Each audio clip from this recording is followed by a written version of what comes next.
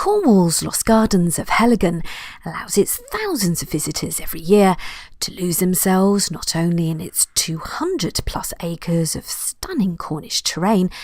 but also to lose themselves in horticultural nostalgia and romanticism. Once a thriving, near self-sufficient estate owned by several generations of the Tremaine family,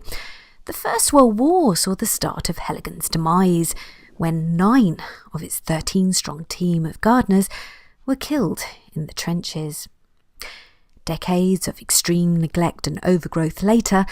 the gardens were almost lost for good, until a descendant of the Tremaine family, John Willis, introduced trained archaeologist Tim Smith to the estate in 1990, and the dream to restore the gardens to their former glory began. Heligan now boasts of a vast array of flower and vegetable patches, an authentic Victorian English wall garden, a rather romantic Italian garden,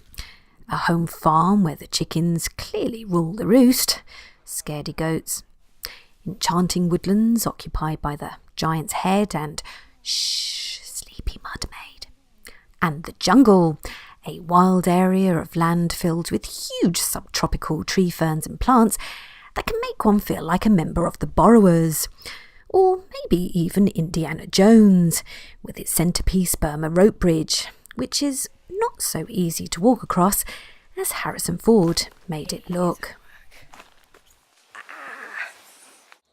Greatly inspired by the Heligan project, now Sir Tim Smith moved on a few years later to create the world-famous Eden Project, found just 10 miles away from Heligan in a disused Cornish clay pit.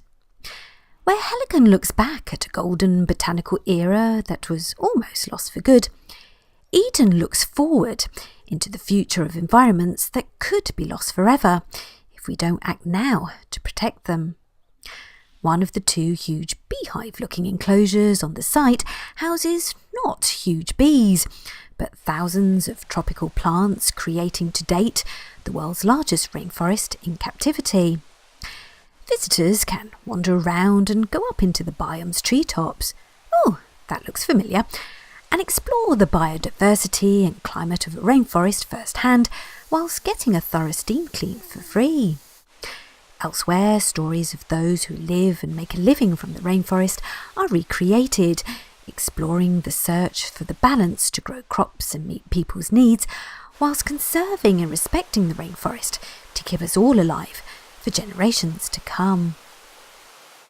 When the humidity becomes too much, visitors can cross over into the Mediterranean biome and enjoy a cup of tea in contrasting arid conditions. Here the plants have to be tough to thrive in drought-like conditions, but like the rainforests, their environments are also fragile and threatened. The presence of the great bronze bull of Dionysus here, the god of fertility, wine and ecstasy, reminds visitors once again of the fine balance between enjoying the fruits of the land whilst taking care of the land to continue to produce the fruits in the first place. Speaking of fruits, I rather like the fact that Eden's car parks were all named after an array of fruits, with an understandable adversity to apples, going by what happened in that other place named Eden.